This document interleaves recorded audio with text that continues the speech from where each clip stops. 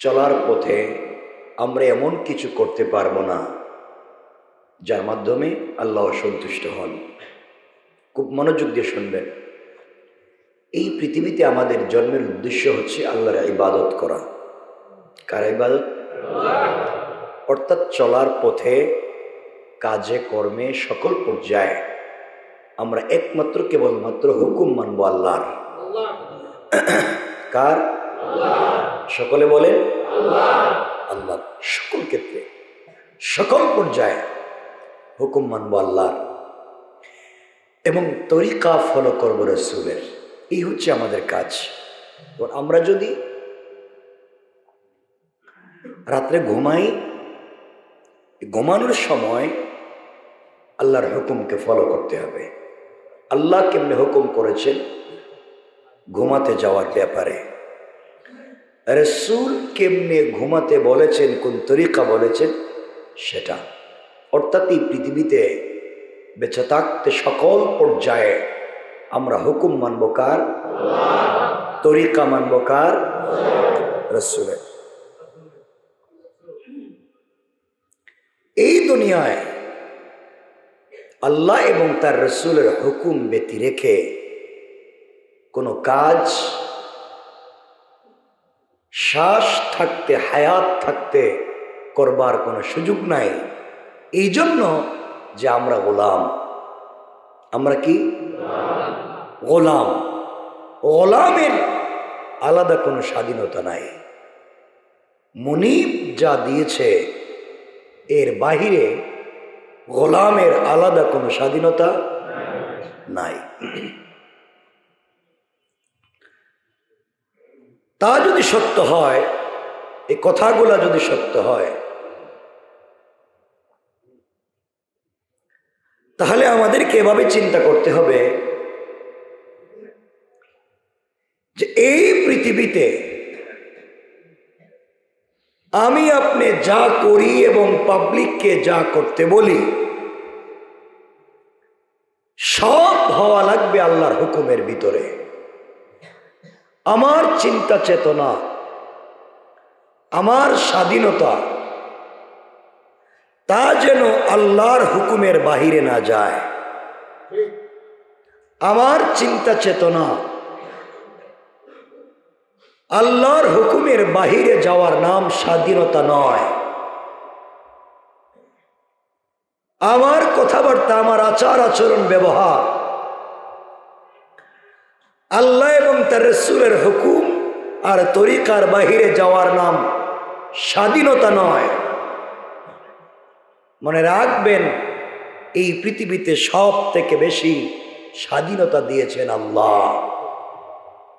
সব থেকে বেশি স্বাধীনতা আমাদেরকে দিয়েছেন। একজন পুরুষকে যেভাবে আল্লাহ স্বাধীনতা দিয়েছেন, একজন পুরুষকে যেইভাবে আল্লাহ অধিকার দিয়েছেন, একজন নারীকেও আল্লাহ তাআলা একইভাবে অধিকার দিয়েছেন। কথা কি বুঝতে পেরেছেন? কথা কি বোঝা যায়? সুতরাং আপনারা আমাকে বলেন যে এই পৃথিবীতে একমাত্র কেবলমাত্র চলার পথে যা আমরা করে যাব এবং যা হচ্ছে, যা করব, সকল কাজে কর্মে একমাত্র কেবলমাত্র হুকুম হবে কার? তরিকা হবে কার?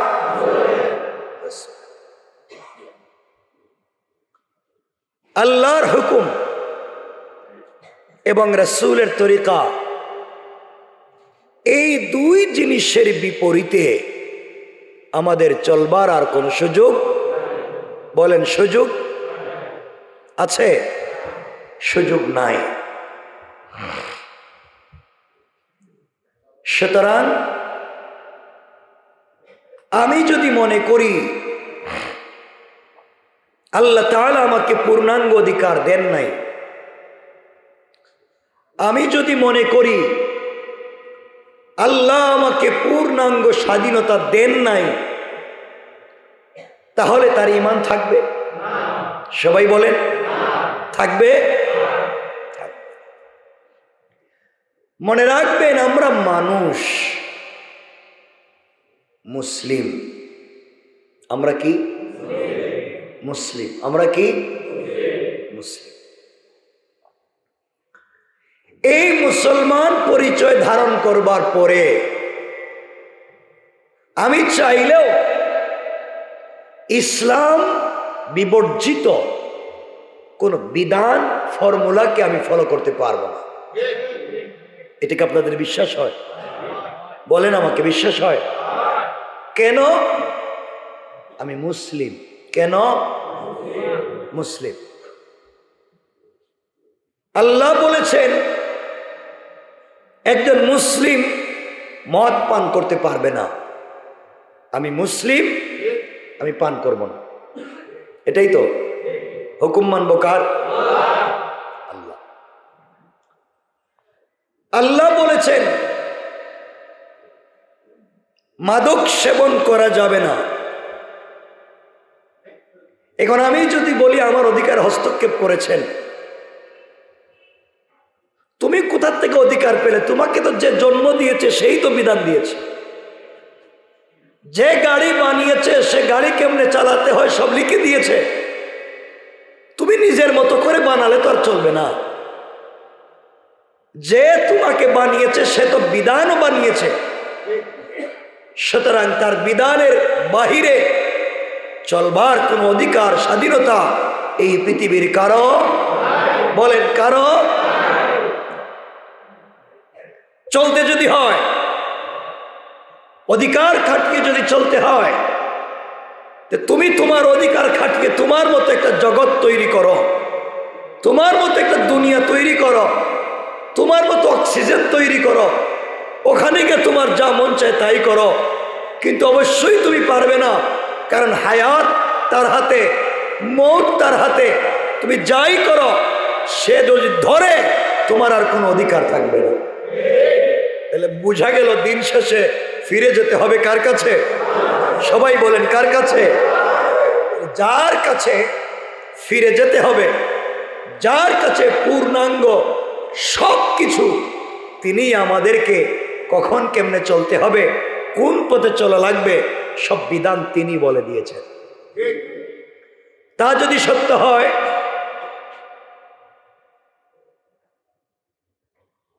তাহলে একজন পুরুষ কেমনে চলবে, একজন নারী কেমনে চলবে, একটা সন্তান কেমনে চলবে,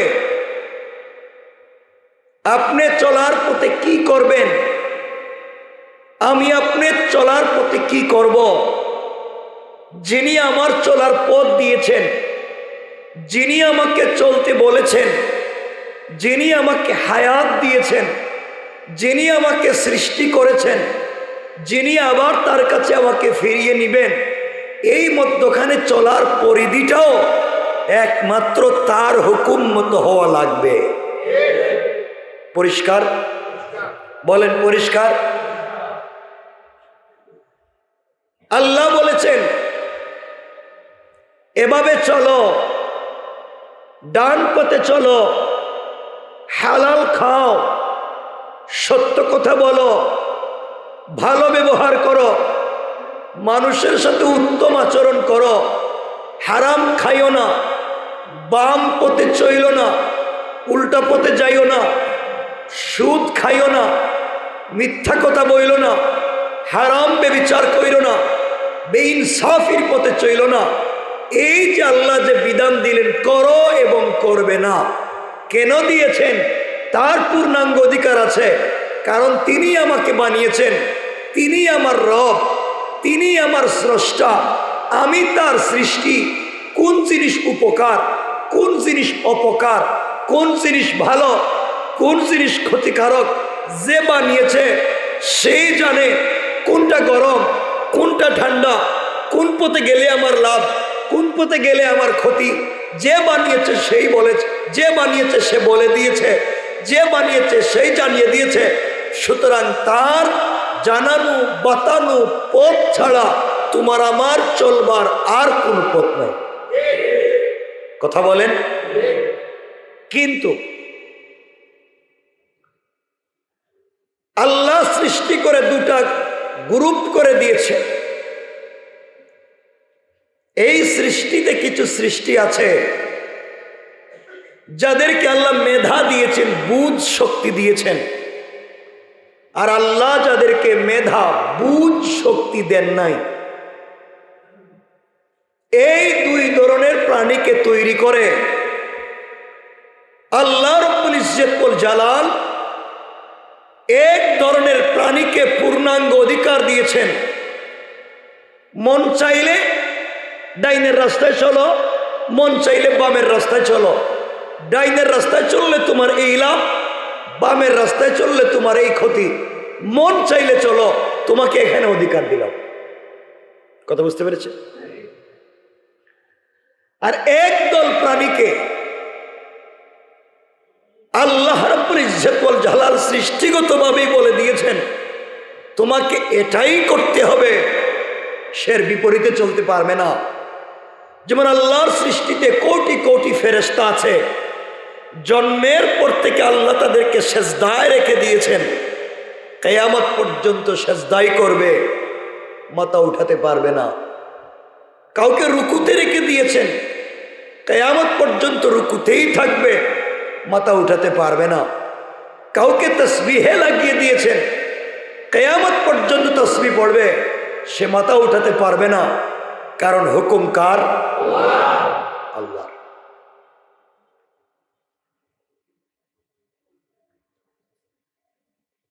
এই পৃথিবীতে দেখবেন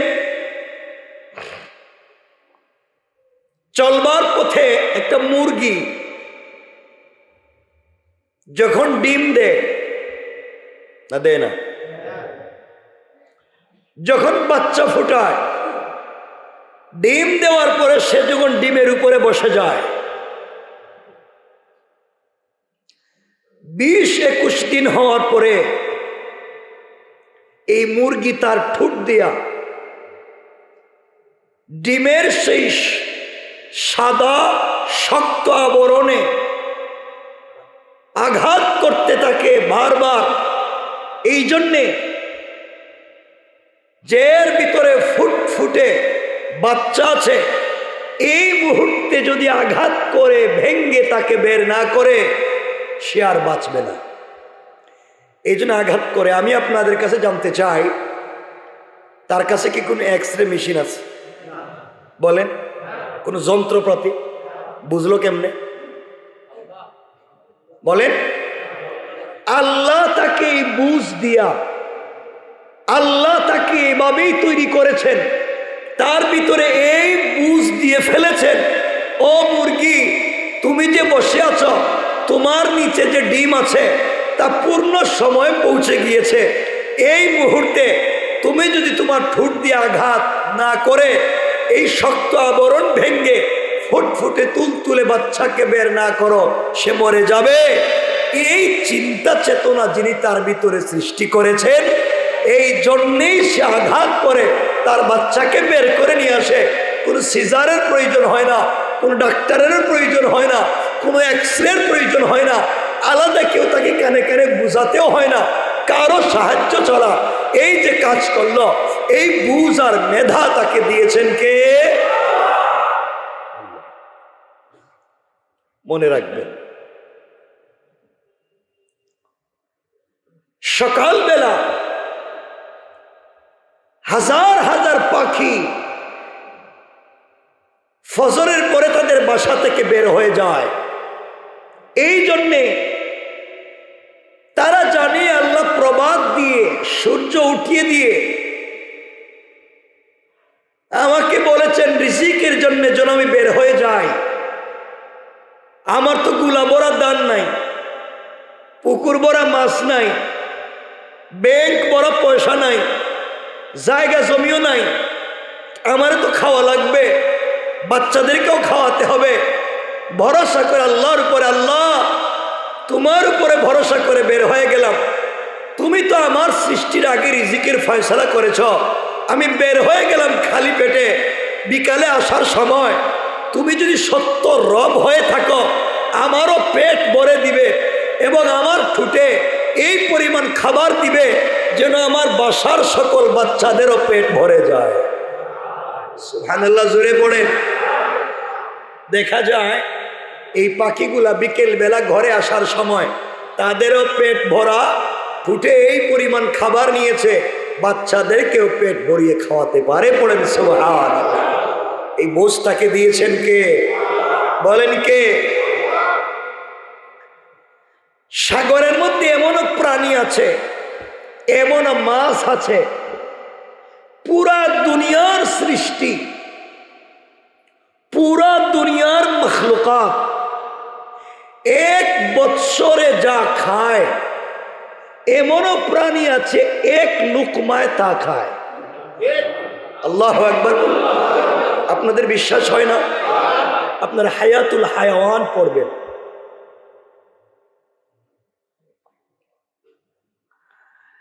প্রতিদিন এভাবে 3 লুকমা খায়। যখন খাবারের সময় হয় হ্যাঁ করে আসমানের দিকে তাকায় বলে, আল্লাহ পেটে তো খিদে লাগছে, খাবারের তো দরকার, কার কাছে বলবো? কে আমাকে খাওয়াবে? এত বড় করে কে আমারে বানাইছে? এত বড় পেট আমারে কে দিছে? সব তো তুমি দিছ, এখন তুমি বলো আমি কি না খেয়ে থাকবো? তোমার যদি ভাল লাগে আমাকে রাখো। তখন রব সন্তুষ্ট হয়ে যান এবং তার কাছে ওই খাবার তার মুখে পৌঁছাইয়া দিচ্ছে। আল্লাহু আকবার বলেন।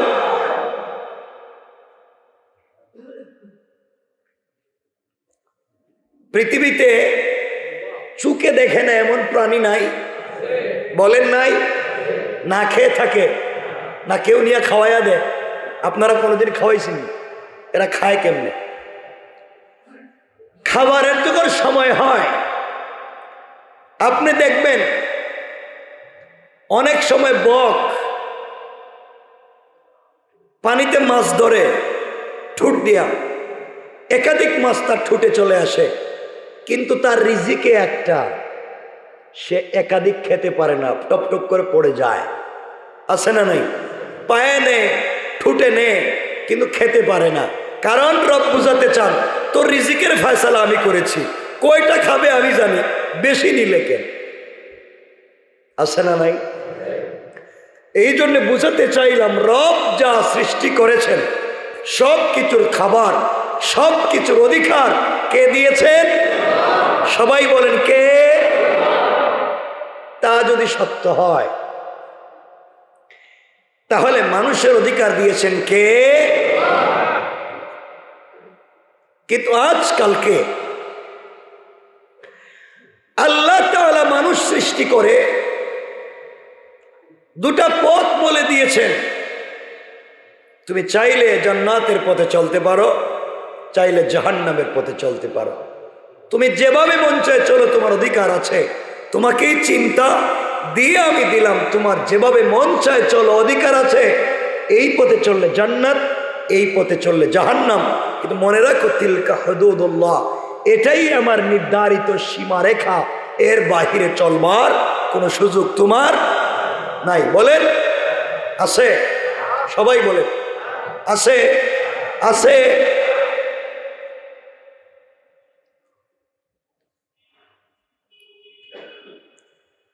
আজকালকে কিছু মানুষ ফ্রিডম অফ স্পিচ,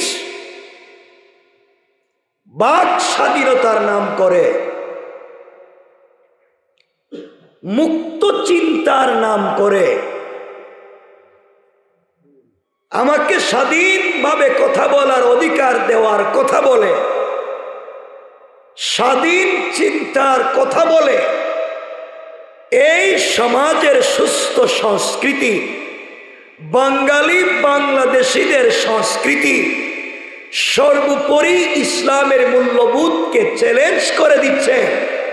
যারা এই সমাজকে ধ্বংস করে, আমরা যেই সন্তানদেরকে নিয়ে স্বপ্ন দেখি আমাদের বাচ্চারা একদিন সমাজের এই হবে, একদিন সমাজের এই হবে, স্কুলে পড়বে, ইউনিভার্সিটিতে পড়বে, সমাজকে, দেশকে তারা রিপ্রেজেন্ট করবে, দেশকে তারা উন্নত জায়গায় নিয়ে যাবে। কিন্তু আমাদের এই ছাত্র সমাজকে যুব সমাজকে ধ্বংস করবার জন্যে যারা ষড়যন্ত্র করে যায়, তারা এই সমাজের জাতীয় দুশ্মন হিসাবে স্বীকৃতি নিচ্ছে। যে কথা বলতে চাইলাম, আজকালকে কোমলমতি বাচ্চাদেরকে, যাদের ব্রেন বড় সাফ ছোট, তাদেরকে শিক্ষার নামে অনেকাংশে যা বলা হচ্ছে, শিক্ষা দেওয়া হচ্ছে, তাদের স্কুলের বইয়ের ভিতরে এমন ভাবে তাদের ব্রেইনকে ওয়াশ করে দেওয়া হচ্ছে, তাদের সুস্থ চিন্তা চেতনাকে বাধাগ্রস্ত যেভাবে করা হচ্ছে। কিছুদিন আগে দেখলাম বিভিন্ন জায়গায় বাচ্চারা আলু ভর্তা বানায়, ডিম ভাজি বানায়, নাচানাচি শিখে, ব্যাং লাফা শিখে। আর এখন তাদেরকে শিখাচ্ছে কেমনে শরীফ থেকে শরীফা হয়, কেমনে স্বপ্ন থেকে স্বপ্না হয়, কেমনে ছেলে থেকে মেয়ে হয়, কেমনে মেয়ে থেকে ছেলে হয়। এই শিক্ষাগুলো যারা দিয়ে যাচ্ছে, এরা জাতিকে সুশিক্ষায় শিক্ষিত করতে চায় না, তারাই পুরা জাতির সঙ্গে গাদ্দারি করে যায়। ঠিক না বলে? তারা জাতিকে ধ্বংস করে দিতে চায়। মনে রাখবেন, একজন পুরুষ কেমনে চলবে, এই চলবার নীতি এবং রীতি শিক্ষা দিয়েছেন আল্লাহ। একজন নারী কেমনে চলবে, তার রীতি এবং নীতি শিক্ষা দিয়েছেন আল্লাহ। মনে রাখবেন, এই সমাজে পুরুষও আছে, এই সমাজে নারীও আছে, এই সমাজে তৃতীয় লিঙ্গ যাকে আমরা বলি, ক্লিব লিঙ্গ যাকে বলি, সাধারণ বাংলা ভাষায় আপনারা একবারেই চিনেন যাদেরকে হিজড়া নামে, খনসা বলে, আছে না নাই? আপনারা মনে করতে পারেন আপনারা বড় বুদ্ধিজীবী, এদের মনে হয় অধিকার কেউ দেয় নাই, আপনি এসে তাদের অধিকার প্রতিষ্ঠা করবার আন্দোলন করে লাগবে। আরে পাগল, তুমি তো কালকে জন্ম নিছ, তোমার জন্মের 1450 বছর আগে ওদেরও পূর্ণাঙ্গ অধিকার, পূর্ণাঙ্গ স্বাধীনতা দিয়ে পূর্ণাঙ্গ শিক্ষার ব্যবস্থা করেছেন আল্লাহ। আল্লাহ বলেছেন, একজন তৃতীয় লিঙ্গের মানুষ সে যদি কথাবার্তায়, চলনে বলনে দেখা যায় যে তার বডির অধিকাংশ অংশ এবং কথাবার্তা পুরুষের মতো, তাহলে ইসলাম বলেছে তাকে পুরুষ ধরে নিতে হবে, ধরে ইসলামের ফুল পুরুষের বিধান তার উপরে প্রতিষ্ঠা করতে হবে, এবং সে উত্তরাধিকার সূত্রে পুরুষের মতো বাবার সম্পত্তিতে ছেলের মতো অধিকার পাবে। আল্লাহু আকবার বলেন। অধিকার কে দিল? তা আপনি কেন দিতে যাবেন? আপনি কি এর অধিকার দেবেন? ইসলামই তো বলে দিয়েছে, সে যদি অধিকাংশ পুরুষের মতো হয় কথাবার্তায়, ব্যবহারে, তাহলে পুরুষ ধরে ইসলামের যত বিধান পুরুষের সবটা। আর সে যদি চলন বলনে কথাবার্তায় নারীর মতো হয়, মেয়ের মতো হয়, ইসলাম বলছে মেয়ের যত অধিকার তার উপরে প্রতিষ্ঠা করে উত্তরাধিকারে মেয়ে যেভাবে পায় ওইভাবে সেও পাবে। তাহলে ইসলাম কি তাকে অধিকার দেয়নি? কথা বলেন, দেয়নি? ইসলাম কি বলেছে তাকে ঘর থেকে বের করে দিতে? ইসলাম কি বলেছে তাকে রাস্তায় গাড়ি থামায় ভিক্ষা করতে? তাহলে আপনারা আমরাই তো এদেরকে ঘর থেকে বের করে দিয়েছি, আপনারা আমরাই তো এদেরকে সমাজ থেকে বের করে দিয়েছি। আর বইয়ে পড়াচ্ছে এরা জায়গা না পাইয়া তাদের একটা জায়গা আছে, তারা রানীর কাছে, তারা কার কাছে যায় কি জানি বলছে না, সর্দারনি, তারা নাকি সর্দারনির কাছে যায়। ওখানে গিয়ে দেখছে তাদের আলাদা একটা জগৎ আছে, চলার স্বাধীনতা আছে। আরে সুরার সুরা, তুই অধিকার আর স্বাধীনতা কেমনে বুঝবে? সে তো যেই মা বাপের সন্তান, তার ঘরে তার ছেলে যেভাবে থাকবে, মেয়ে যেভাবে থাকবে, সেও এইভাবে থাকবে। তার পূর্ণাঙ্গ অধিকার দেওয়া মা বাপের উপরে ফরজ। এই বিধান দিয়েছেন কে? ইসলাম বলেছে মায়ের ঘরে থাকবে, ইসলাম বলেছে বাবার ঘরে থাকবে, ইসলাম বলেছে ভাই বোনের ঘরে থাকবে, ইসলাম বলেছে ঘরে থাকবে, ইসলাম বলেছে পূর্ণাঙ্গ স্বাধীনতা নিয়ে পূর্ণাঙ্গ ইজ্জতের সাথে মা বাবার ঘরে থাকবে। আর তুমি পাঠাচ্ছ তাকে সর্দারনির ঘরে। এর অর্থ হলো তোমার সন্তানও তোমাকে একদিন ঘরে না রেখে তোমাকে একদিন বৃদ্ধাশ্রমে পাঠায় এই শিক্ষা দিবে। ঠিক কিনা? জাতির সঙ্গে বদমাইশি করে যাচ্ছে। এই সমস্ত অন্যায় যারা এই সমস্ত চিন্তা করে, যারা এই সমস্ত তাদের চিন্তা হওয়া দরকার এরা কি সমাজে করতে চায়। মনে রাখবেন, আপনাদেরকে একটা কথা বলি, এটা কেন যা হচ্ছে আপনারা দেখতেছেন, কি ঘটতেছে দেশে। আমি কলেজে পড়ে, ইউনিভার্সিটিতে পড়ে, স্কুলে পড়ে অনেক ছেলে মেয়ে, আপনারা আফসোস ভয় পাচ্ছেন না। কখন আপনার ছেলে কি করে ফেলে বুঝতে পারবেন না, কখন আপনার মেয়ে এসে আপনাকে কি বলে বুঝতে পারবেন না, কি হয়ে যাচ্ছে।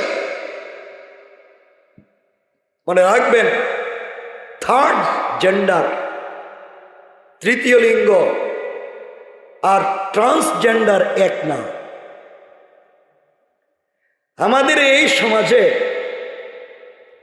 এই তৃতীয় লিঙ্গ যারা হিজড়া, তাদের মতো করে ট্রান্সজেন্ডারদেরকেও প্রতিষ্ঠা করবার যে নীল নকশা চালানো হচ্ছে। এই পৃথিবীতে হিজড়াদেরকে আল্লাহ অধিকার দিয়েছেন, কারণ তারা জন্মগতভাবেই ত্রুটিপূর্ণ। আল্লাহ তাদেরকে সৃষ্টি করেছেন এভাবে, তারা নিজেদের মধ্যে নিজেই পরিবর্তন করতে পারে নাই। সৃষ্টিকর্তা তাদেরকে এভাবেই জন্ম দিয়েছেন, যে তাদেরকে জন্ম দিয়েছেন সে তাদেরকে অধিকারও দিয়েছেন। কথা বলেন। কিন্তু ট্রান্সজেন্ডার যারা ট্রান্সফার করে হয়, আজকালকে সমাজে ভরে যাচ্ছে। দেখতেছেন না এগুলো, বুঝতেছেন? ভরে যাচ্ছে। তিনভাবে তারা মনে করে, তিনভাবে। খুব মনোযোগ দেন। আহা, কলেজ ইউনিভার্সিটিতে কি হচ্ছে আপনারা বুঝতে পারতেছেন? এক,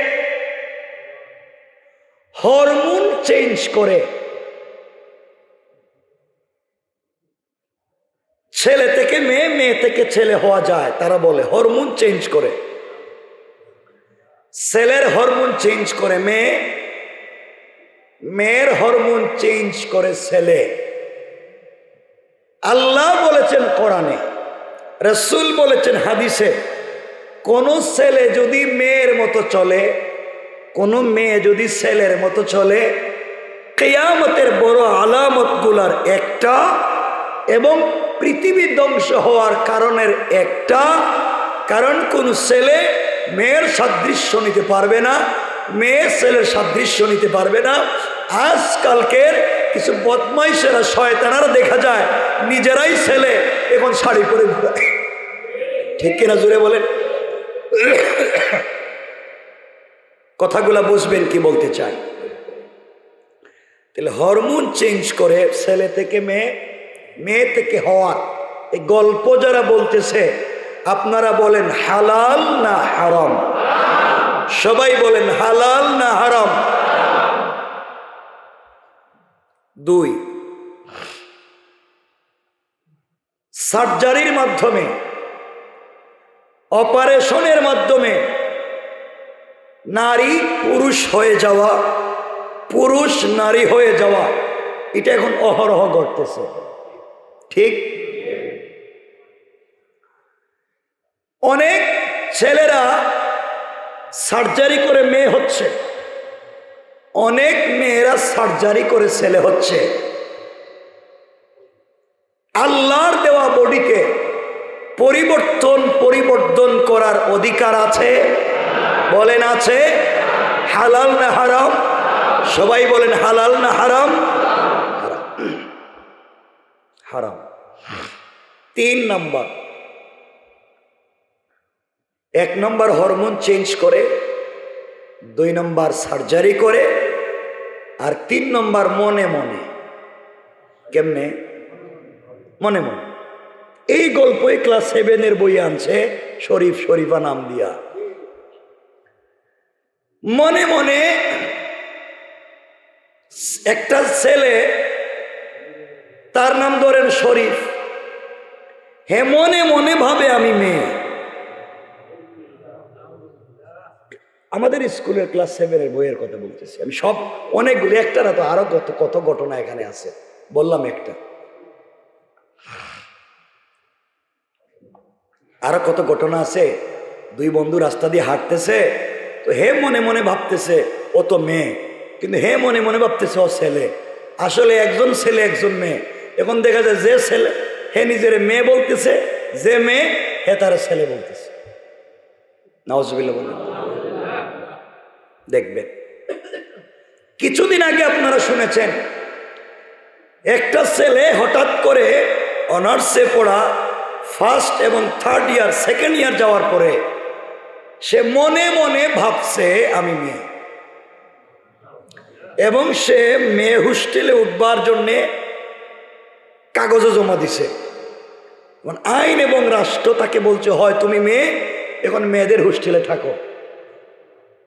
নাউজুবিল্লাহ বলতে হলো, একটা ছেলে মানুষ হে মনে মনে কইতেছে আমি মেয়ে। আইনও হয়ে যাচ্ছে এভাবে, আইন হয়ে যাচ্ছে এভাবে যে কেউ যদি মনে মনে ছেলে মেয়ে মনে করে সে মেয়েই মনে হবে, মেয়ে যদি ছেলে মনে করে তাকে ছেলেই দিতে হবে। এটা তার অধিকার, এটা তার বাক স্বাধীনতা, এটা তার মুক্ত চিন্তা। নাউজুবিল্লাহ বলেন।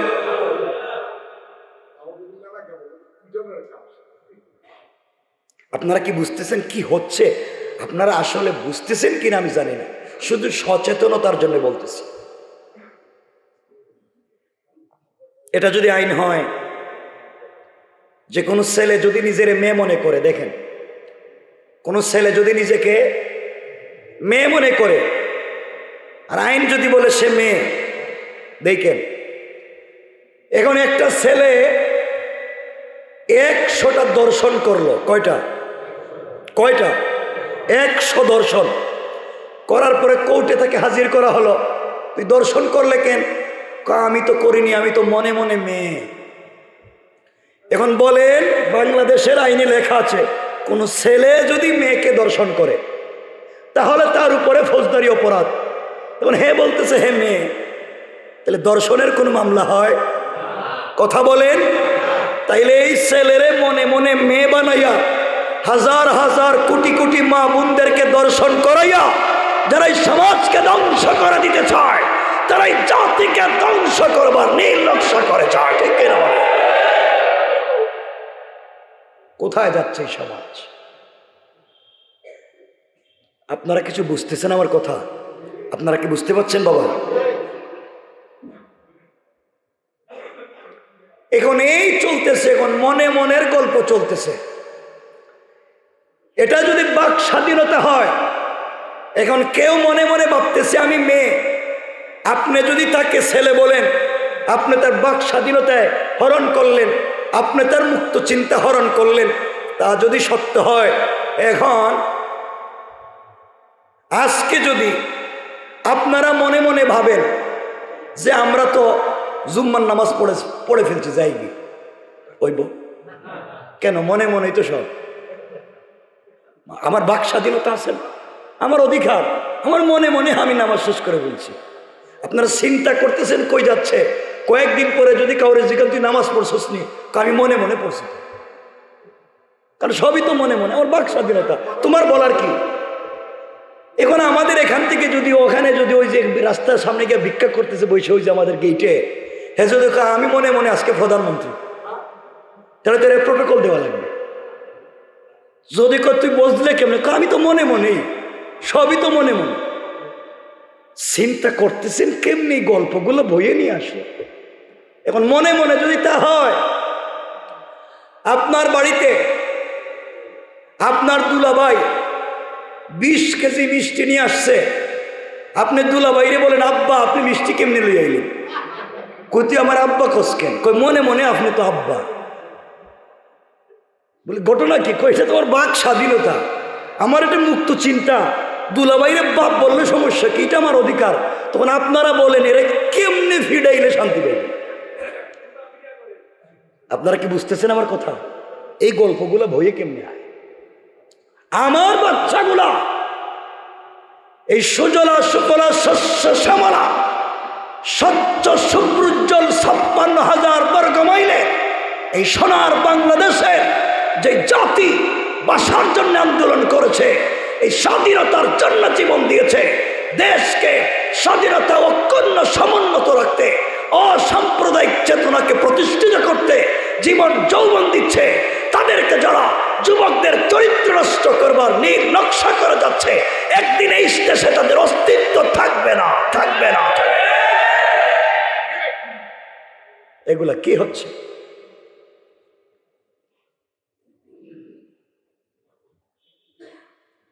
আপনার যদি বাক স্বাধীনতা এমন হয় মনে মনে ছেলেরে মেয়ে বলতে হয়, তাহলে ঘরে গিয়ে যদি কোনো ছেলে আপনি বাপ, ছেলে গিয়ে যদি বলে দুলাভাই কই যাইবেন, আপনি বলেন তোর আমি বাপ না, বাপ হলে কি হয়েছে, মনে মনে আমি কইতেছি দুলাভাই, কারণ সব তো মনে মনে।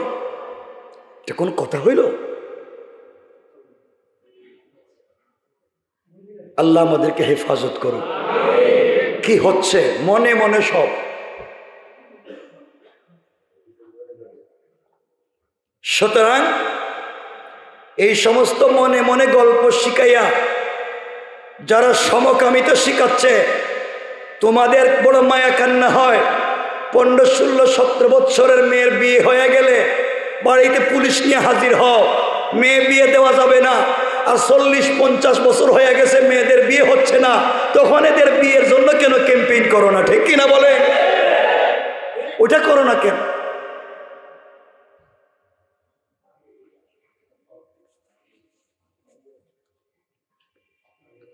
আল্লাহ আমাদের হেফাজত করুক, বলেন আমিন। সময় চলে যাচ্ছে।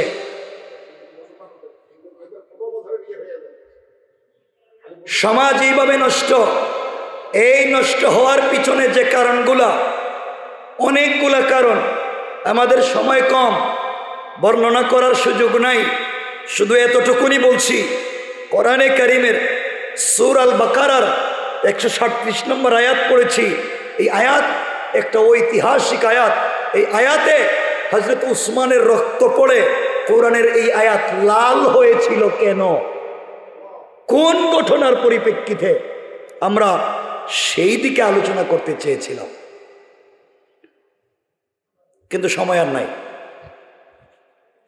সুতরাং এই সমস্ত যারা শিখায়, এক সময় বাচ্চাদেরকে দেখলাম কত কিছু শিখাইল, এখন দেখতেছি আবার কত কিছু শেখানো শুরু করছে। ভবিষ্যৎ আর কি শিখাইয়া দেয় আল্লাহ জানে। আমরা সর্বোচ্চ জায়গায় যারা বসে আছেন তাদেরকে বলছি, আমরা আপনাদেরই ভাই, আমরা সবাই মিলে দেশে ভালোভাবে থাকতে চাই। যে যে ধর্মেরই হোক, যে যে গোত্রেরই হোক, সবাই মিলে তো বাঙালি বাংলাদেশি। আমরা আমাদের সংস্কৃতি, আমরা আমাদের সভ্যতাকে ঠিক রাখি। আমরা নষ্টামি চাই না। আমাদের বাচ্চাগুলো ভালো হোক, ইঞ্জিনিয়ার হোক, ব্যারিস্টার হোক, ডক্টর হোক, আল্লাহর ওয়াস্তে এই রাস্তাঘাটে পাগল ছাগল হোক আমরা চাই না। এই জন্যে এই জায়গায় বসে যারা এই সিলেবাসগুলা, এই বইপত্রগুলা যারা দেখেন, তারা যাদের সদয় দৃষ্টি কামনা করছি, সবগুলো পর্যালোচনা করে যা জাতির জন্য উত্তম তা যেন দেওয়া হয়। জাতিকে যারা ধ্বংস করতেছে তাদের থেকে আল্লাহ যেন আমাদেরকে হেফাজত করে। সবাই বলে না আমিন। এর পিছনে কারা? এদিকে নিয়ে যাইতে চাইছিলাম। রাসূল সাল্লাল্লাহু আলাইহি ওয়াসাল্লাম মক্কা থেকে গেলেন মদিনায়। কোথায়? এত আসতে বললেন কেন? তখন থেকেই মদিনায় ইহুদিরা বসবাস করত। কারা? এই নামটা যতদিন জীবিত আছেন মনে রাখবেন। নাম কি তা? ইহুদি। নাম কি? এই নামটা মনে রাখবেন। তারা রাসূল মদিনায় যাওয়ার পরে দেখলেন এদের সঙ্গে মারামারি করে লাভ নাই। চুক্তি করলেন, সন্ধি করলেন, আমরা মিলেমিশে চলি, একসাথে চলি। চলতে লাগলেন মিলেমিশে। রাসূল তাদের সাথে চুক্তি করে, সন্ধি করে। ইহুদিরা দেখল মুহাম্মদ মদিনায় আসার পর থেকেই মদিনার চিত্র পাল্টে গেছে। আমাদের শয়তানি ধরা পড়ে যাচ্ছে। এখন কোনোভাবেই মানুষ আমাদের আশেপাশে আর আসে না, সব তো মুহাম্মদের কাছে যায়। এই তারা সিদ্ধান্ত নিল মুহাম্মদের মারা দরকার। আরেকটু আস্তে করুন। এই ইহুদিরা রাসূলে পাককে মেরে ফেলবার প্রথম ষড়যন্ত্র শুরু করলো। দুটা কথা বলি। এক নাম্বার, পুরা পৃথিবীতে মুসলমানদের জয় জয়কার সৃষ্টি হয়েছিল একতার ভিত্তিতে। কিসের ভিত্তিতে? একতা। একতার ভিত্তিতে পুরা দুনিয়ায় মুসলমানদের জয় জয়কার সৃষ্টি হয়েছিল। আর জয় জয়কার ভাঙ্গার পিছনের নায়ক কারা একটু দেখবেন। একদিন ইহুদিরা রসুলকে দাওয়াত দিল মেরে ফেলবার জন্য। বলল আপনি একা আসবেন। নবীজি বললেন আমি তো একা চলি না, আমার সাথে কিছু মানুষ থাকে, নিয়ে আসে। যাওয়ার পরে ইহুদিরা বলছে মুহাম্মদ তোমার সাথে পার্সোনাল কথা আছে, একটু আড়ালে আসেন। কোথায়? সাহাবায়ে কেরাম চিন্তা করলেন ওদের নিয়ত ভালো না, যদি রসুলটা কিছু করে। রসুলকে বলছেন ইয়া রাসূলুল্লাহ আপনি একা যাওয়ার দরকার নাই, নজরুল যাই না, দেখি না কি বলে। তারা নিয়ে গেছে একটা ওয়ালের পাশে, দেওয়ালের পাশে। এখানে রসুল দাঁড়াইছেন, আর বড় বড় পাথর দিয়া দুইটা লোককে পাঠাইয়া দিছে ওয়ালের ওপাশে। বলছে মুহাম্মদের সঙ্গে আমরা গল্প শুরু করব, আর তোমরা ওয়ালের উপরে উঠে মাথায় পাথর ফেলে মেরে ফেলবা। নাউজুবিল্লাহ বলেন।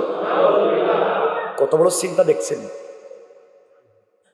কথা যখন শুরু করতে যাচ্ছে আল্লাহ জিবরিল আমিনকে পাঠাইয়া দিছেন। কারণ কেউ না থাকলে আছেন কে? আরো জোরে বলেন কে? কেউ না থাকলেও হাসবি আল্লাহ, আল্লাহ আমাদের জন্য যথেষ্ট। জিবরিল আমিন বলছেন ইয়া রাসূলুল্লাহ ওদের সাথে এখানে দাঁড়াইয়া কথা বলার দরকার নাই, আপনি বলেন পরে কথা বলবো, আর একটু পিছন দিকে আপনি তাকান। যখন পাথর মারবে রাসূল পিছন দিকে তাকায় দেখেন পাথর নিয়ে দাঁড়ায় আছে। বলেন কি রে তোমরা না কথা বলতে আনছিলাতে, এটা কি? সুবহানাল্লাহ বললেন না? হাতে নাতে ধরা গেছে। রাসূল সাহাবায়ে কেরামদের সঙ্গে পরামর্শ করলেন, আর ওদেরকে মদিনার থেকে বাইর করে দিল, সবগুলোর বাইর করে দিল। ইহুদি সবাই চলে গেল খায়বারে। কই গেল? মনে রাখবেন তো জায়গার নাম। কোথায় গেছে? আপনাদেরকে কয়েকটা জায়গার নাম বলি, আমাদের আজকের হবে না এই আলোচনায় যে কয়েকটা জায়গার নাম আসবে। ইয়ামান, মদিনা, শাম, মিশর, বসরা, কুফা, সানা, এই জায়গাগুলোর সাথে তাদের জিন্দেগি জড়িত। খায়বারে গিয়ে তারা জমা হইল। কেমনে মুহাম্মদকে মারা যায়, কেমনে ইসলামকে ধ্বংস করা যায়, বিপুল ষড়যন্ত্র করলো। করতে করতে রাসূল ইন্তেকাল করলেন, কিছু করতে পারেনি। এরপরে ইয়ামানের সানা বর্তমান রাজধানী, ওই জায়গায় জন্ম নিয়েছে এক বেচারা ব্যক্তি, তার নাম আব্দুল্লাহ ইবনে সাবা। এই নামটা যদি জিন্দেগিতে মনে রাখেন তাইলে পুরা ইসলামকে পৃথিবীতে ধ্বংস করবার নীল নকশা যে করেছিল তার নাম আব্দুল্লাহ বিন সাবা। এই নামটা যদি মনে রাখেন পুরা ইসলাম ধ্বংস কোত্থেকে শুরু হয়েছে পুরো ইতিহাস মনে রাখতে পারবেন। আব্দুল্লাহ ইবনে সাবা। সে চিন্তা করলো ইয়েমেনে কেমনে ইসলাম ধ্বংস করা যায়, কেমনে সবগুলো মুসলমানদের মাইরে ফেলায় দেওয়া যায়, কোনো লাইন পাইতেছে না। শেষ পর্যন্ত সে চলে আসছে মদিনায়। কোথায়? আবু বকরের যুগ, ওমরের যুগ, এরা তো সচেতন মানুষ। আল্লাহু আকবার, সচেতন মানুষ। এত নরম, আবু বকরের দিলে তো নরম না, তোমার সব দিয়ে দিব। নরম তো নরম আল্লাহর জন্য, তোমার জন্য না। একবার ওই যে কি ইহুদি আইসা রসুলের কাছে বিচার দিছি, ইয়া রাসূলুল্লাহ আমার আবু বকর থাপ্পড় মারছে। কয় না তুই ভুল করছস, আবু বকর না ওমর মনে হয়। ইয়া রাসূলুল্লাহ আবু বকর।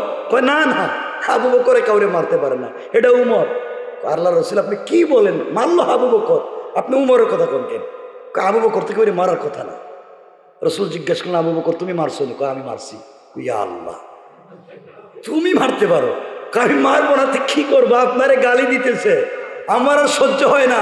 রসুল বলেন আমার আবু বকরের হাত যার উপরে উঠে গেছে তার জাতি সত্তা ধ্বংস হয়ে যাবে। আল্লাহু আকবার। কথা শেষ, টাইমও শেষ।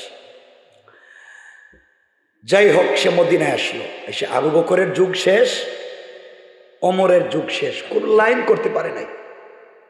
চিন্তা করলো এই যে আব্দুল্লাহ বিন সাবা, এভাবে হবে না, এখন মুসলমান হওয়া লাগবে এদেরকে ধ্বংস করতে গেলে।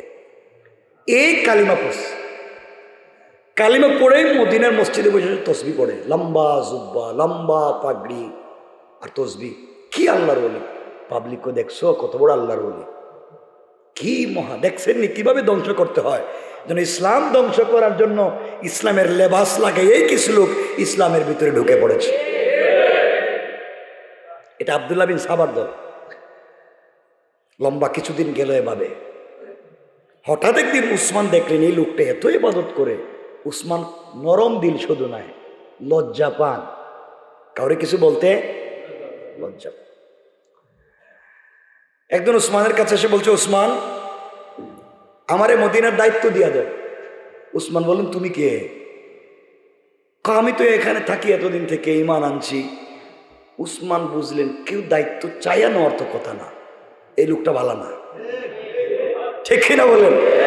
এই লোকটা ভালো না, এত ইবাদত লম্বা জুব্বা দিয়ে দেখলাম পড়ে তসবি টসবি, এখন দেখতেছি কয় হের কাছে দায়িত্ব দিতাম, লোকটা ভালো না, বাইর করে দিছে। সে গিয়ে পুরা মদিনায় বল উসমানের বিরুদ্ধে এই ষড়যন্ত্র, এই প্রথম ষড়যন্ত্র শুরু করে। উসমান কেমনে খলিফা হইল, উসমান কেমনে খলিফা, উমাইয়া গোত্রের ছেলে, অথচ আলী এখনো জিন্দা, আলী রসুলের চাচাতো ভাই, আলী রসুলের মেয়ের জামাই, আলী হাশেমি বংশের ছেলে, এরে বাদ দিয়া উসমান রে কেমনে খলিফা দিল? সুতরাং উসমানের খেলাফত অবৈধ, এই ঘোষণা করে আব্দুল্লাহ বিন সাবা। এ জাতে কি? সবাই বলেন। এই ষড়যন্ত্র শুরু মুসলমানে, দুই সাহাবীতে দ্বন্দ্ব আরম্ভ হয়েছে। চিন্তা করছেন কি করলো? কিছু মানুষ খুঁজে পাইছে তার দলে, পাইব না কিছু নরম মিজাজ আছে তো, সত্যি তো হাশেমি বংশের লোক আলী, উসমান কেমনে খলিফা হইল আলীর রেখা? বুঝতে পারলেন ঘটনা খারাপ, ওরে মাইরে পিড়াইয়া বাইর করে দিছে। গেছে কোথায় জানেননি? বসরায় গেছে। কোথায়? বসরায়। ওই জায়গাগুলোর নাম আগে বলছি, ওই কোথায় কোথায় যাবে এরা শেষ পর্যন্ত। বসরায় গিয়ে এখানে ক্যাম্পেইন শুরু করছে। বসরার গভর্নর আবার ফিরে এর বাইর করে দিচ্ছে, তোমরা ইসলাম ধ্বংস করতেছো। গেছে কুফায়। কোথায়? কুফায় আগে থেকেই কিছু লোক আলীর জন্য দুর্বল, এটা আপনারা জানেন। ওখানে গিয়ে মিষ্টি মিষ্টি কথা বইলা কান্না কেটে কইরা হাতে পায়ে ধরে শুধু কান্দে, কহারে আহলে বায়াত রসুলের পরিবার থেকে আইছে, আলীর রাইকা উসমান রে কেমনে খলিফা বানাইলো। কিছু লোক হায় হায় কি সুন্দর কান্দতেছে, কিছু লোক তারে জায়গা দিল, একটা গ্রুপ বানাইলো। কুফার গভর্নর দেখলেন এখানে তো খারাপ করতেছে, এরা আবার ফিরাইছে, বাইর করে দিছে। গেছে শাম। কোথায় গেছে? তখনকার শামের গভর্নর ছিলেন হজরতে আমিরে মুআবিয়া রাদিয়াল্লাহু তাআলা আনহু। মনে রাখবেন, ওখানে গিয়েই গন্ডগোলটা শুরু হয়। ওই যে মারামারি শুরু হইব, আলী এবং হজরতে আয়েশার যুদ্ধ হবে, আলী এবং মুআবিয়ার যুদ্ধ, সাহাবায় যুদ্ধ, হাজার হাজার সাহাবী শহীদ হবেন। ওই কেমনে আরম্ভ করতেছে এই আব্দুল্লাহ বিন সাবার দল, এই যে এখান থেকে। আল্লাহ আমাদেরকে হেফাজত করুন। আজকে গেলে আর সামনে গেলে সুযোগ নাই, কথাগুলো বহুত লম্বা। শুধুমাত্র এই জায়গাগুলোর নাম যদি মনে রাখেন, এই লোকটার নাম মনে রাখেন, পুরা ইসলাম ধ্বংসের ফুল নীল নকশা কেমনে হয়, কেমনে আসে, সব জানতে পারবেন।